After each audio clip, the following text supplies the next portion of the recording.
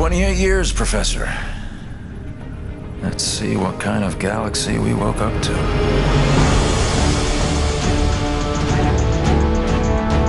We had a very specific story we wanted to tell, and in particular, new characters that we wanted to introduce. And I think RTS players have higher expectations from story, and we wanted to make sure we did that in the strongest way possible. At the end of the original game, the Spirit of Fire and its crew were adrift in space. The crew's in cryosleep, and fast forward 28 years later to Halo Wars 2, they awake to find themselves above a Forerunner installation.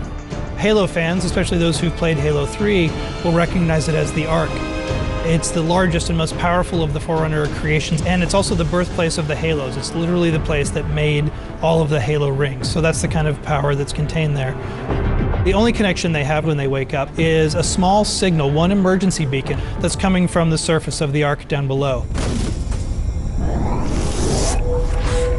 We wanted to put everybody in this position where things are different, things are new, no one's really sure what's going on. You know, Isabel is a very different kind of AI. She's a logistics AI. She's not a military AI. She is not like a Cortana or a Serena. She shows up in a way that we haven't seen AIs behave in Halo before. She's freaked out. She's seen all of her friends die. She's seen her outpost destroyed. She's a little trepidatious, does not want to stick around. She warns them that something bad is still on the Ark and that they need to run away.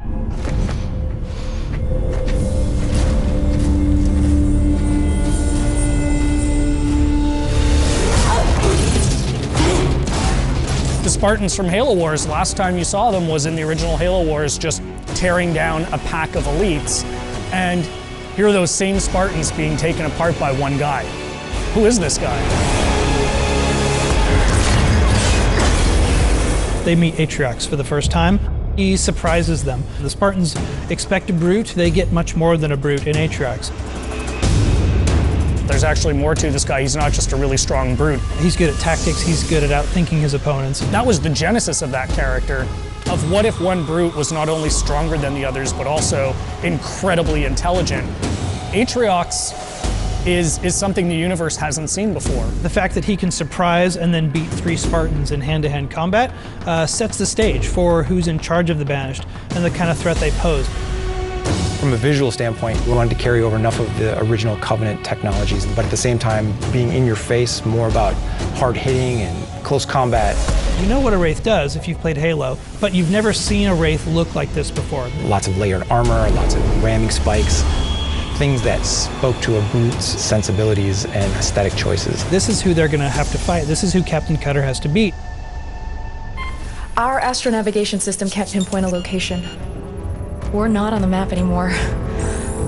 But as the captain of this ship, he is 28 years out from his last set of orders. Like, what do you do when you are supposed to report into this hierarchy, but you literally haven't seen them for almost 3 decades?